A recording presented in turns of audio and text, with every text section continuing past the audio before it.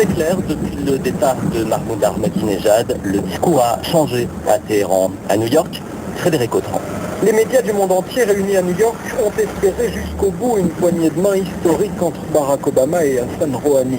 Les signes de la profonde méfiance qui persiste entre Washington et Téhéran, la rencontre tant attendue n'a finalement pas eu lieu et ce n'est que par discours interposés que les deux présidents ont donc communiqué. Du côté iranien, tout d'abord, fini les diatribes anti-occidentales de Mahmoud Ahmadinejad à la tribune de l'ONU.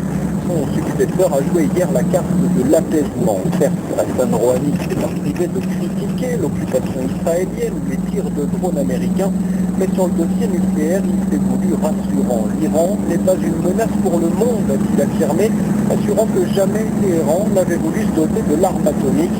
Pour lever toute incertitude, Hassan Rouhani s'est dit prêt à renouer le dialogue avec les Occidentaux. Quelques heures plus tôt, Barack Obama avait lui aussi entrouvert la porte de la diplomatie tout en réclamant à Téhéran des actes transparents et vérifiables, des gestes concrets réclamés aussi par François Hollande qui lui a bien rencontré hier le président iranien, une première depuis 8 ans entre les deux pays. New York, Frédéric Autran. Autre rencontre en marge de cette Assemblée générale, c'est entre Barack Obama et Mahmoud Abbas. Les deux responsables ont bien évidemment parlé des négociations qui ont repris avec les Israéliens.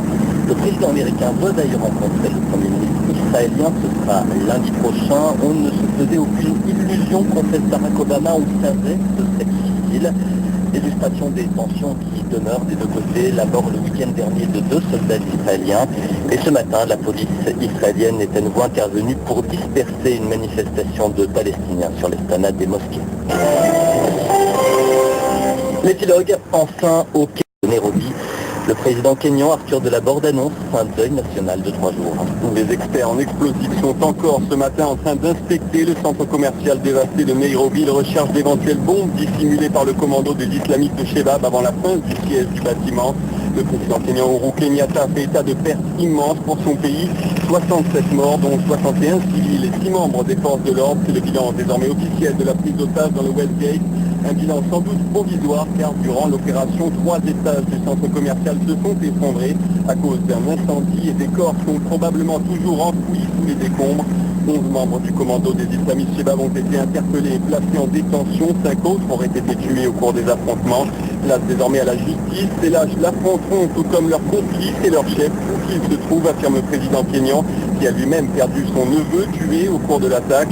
Une question reste en suspens. Des Américains et des Britanniques faisaient-ils partie du groupe terroriste? Interrogé sur le sujet, le FBI n'a pas souhaité répondre, mais les services fédéraux américains indiquent tout de même que ces dernières années, plus de 20 jeunes hommes originaires de l'État du Minnesota ont été recrutés par les Shebab. La ceinture en plus bref, la terre a tremblé cette nuit dans le sud-ouest du Pakistan, dans l'une des régions les plus pauvres du pays. Le dernier bilan fait état de 268 morts, un séisme de 7,7 degrés sur l'échelle de Richter, des dizaines de milliers de sinistrés. Bientôt 8h36 sur Média, le Maroc maintenant et le soutien du prince héritier d'Abu Dhabi qui octroie un don de 100 millions de dollars pour soutenir les efforts du royaume en matière d'énergie renouvelable.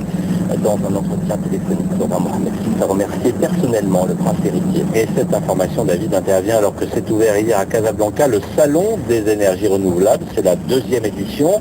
On sait que le Maroc a de grandes ambitions dans ce domaine. Présentation de la stratégie marocaine avec Saïd Mouline. C'est le directeur général de l'Agence nationale pour le développement des énergies renouvelables et de l'efficacité énergétique. On écoute. L'économie d'énergie est devenue primordiale pour tous les États. Notre pays